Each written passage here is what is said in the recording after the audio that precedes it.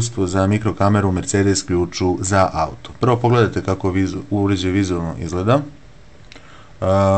Dosta liči na originalni ključ za Mercedes.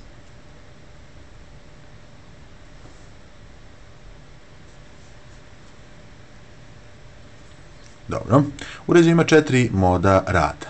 Prvo da pođemo od skidanja poklopca na uređaju. Kada postavite uređaj ovako, sa leve strane gurnete napred ovu plastiku i skinete. Ovdje dobijate USB konektor i ulaz za microSD karticu. MicroSD kartica se pravilno postavlja u uređaj tako što, evo pogledajte kako to radi, pažljivo gurnete pravilno i gurnete vrhom noktiju do klika.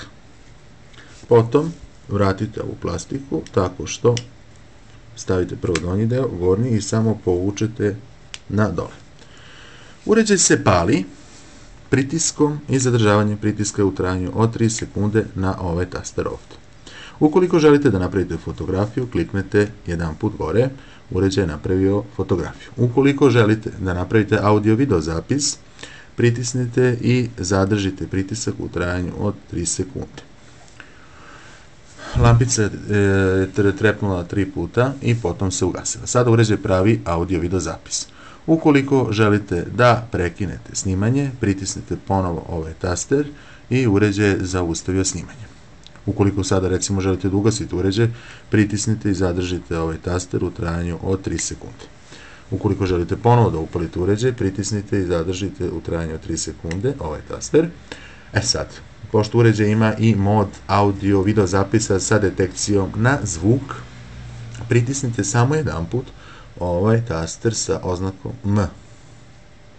I uređaj sada pravi audio video zapis sa detekcijom na zvuk. Ukoliko uređaj detektuje zvuk u prostoru veći, jednak ili veći od 60 decibela, aktivirat će snimanje i snimat će ukupno 2 minuta. Ukoliko više nema zvukova u prostoriji, uređaj će automatski prekinuti snimanje.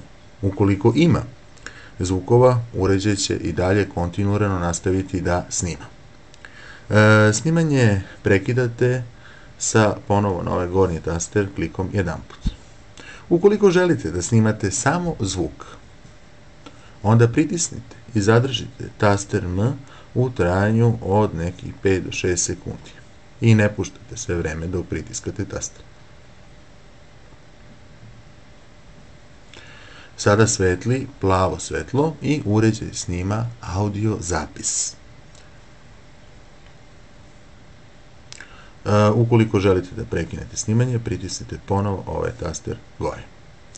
Pre nego što uređaj povežete na kompjuter, najpre ga ugasite pritiskom na ovaj taster ovdje u trajanju od 3 sekunde. Skinete ovaj deo, konektujete USB kabel i drugi kraj kabla u kompjuter.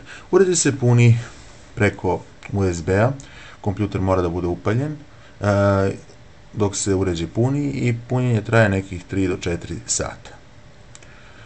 Kvalitet snimka je u rezoluciji 720x480, 30 frame-ova u sekundi.